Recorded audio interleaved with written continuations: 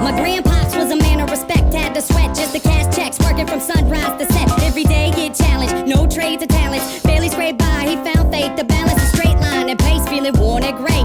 Poor with 4 seeds, one more on the way. It was hard days indeed, all work and no play. He made sure things on the surface were okay, but something disturbing within his mind was lurking a slight. Twilight breeze would ease in through the curtains at night. It's like the sermon of a twisted apparition was urging him to listen to the train in the distance. At first it wasn't intense, just one little instant. Sure, it didn't occur, he turned to resist it, as if it wasn't much more than just a figment of his imagination. But for days it was persistent, and it went, follow me, follow me, follow me, follow me. And it got louder, follow me, follow me, I have something to show you. With time people noticed he was acting berserk. Granny got a call saying he was absent from work, and that was the first she ran to the pastor at church to ask him what was up with this disastrous curse. But bad with the worst, he came back 3 days after, no money in his wallet and his shirt on backwards, stumbling walked awkward. He called out for his daughter right before he split. The last lesson he taught her was this: if you ever have a son, let him know that his granddad loved him, but by the time that he's grown, be sure the seed is sown deep down into his dome. Don't ever walk to the train tracks alone. With that he backed up, reached out for his jacket,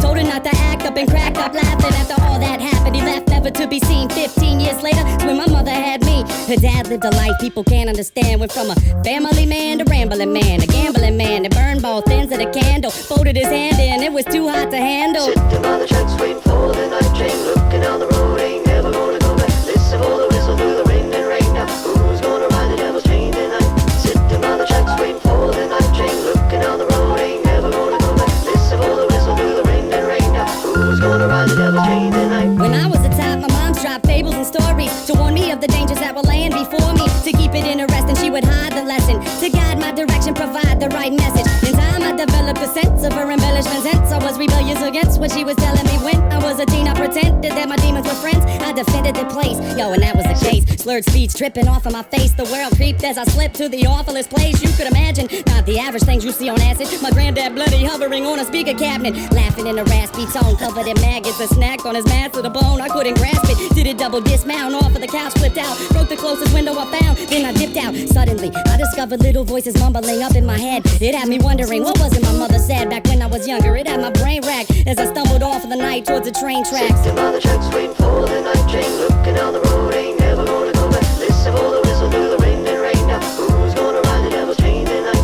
Sitting by the tracks waiting for the night train, looking down the road, ain't never gonna go back. Listen for the whistle through the rain and rain. Now who's gonna ride the devil's train tonight? So there I was, stalking through the dark with a buzz. I figured I should walk, that'll ease me off of these drugs. It's like a shark had to keep moving, it's that'd be ruined. If I sat still, I was doomed, and that wasn't doing. So I marched through the park, slow gone like Donnie Darko. The sparkle of the starlight glowed like charcoal. Despite my demeanor, the night seemed more serene than a morphine fiend in the morgue. It seemed like I'd lost it. That was when my grandpa's carcass emerged from the dark, gurgling his words of carnage, but he couldn't talk. Something about the birth of sadness. I scurried off, I was on the verge of madness. I raced fast paced, and the landscape was strange, like a plane parallel to this one, but rearranged. Came to a slope that was steep, begging for sleep as I climbed up, taking my focus off of the creeps. Within the foggy distance, I saw a silhouette that got bigger as I stepped. The train tracks were wet. I saw a shiny grin from afar, like it was happy. This is what he said as he started to walk past. It's a nice night for a walk. Would you mind if I joined you? Do what you wanna do. Well, that's great, cause I'm going to. And not to annoy you, but see, I really have to ask what a young dude like you's doing out by the tracks.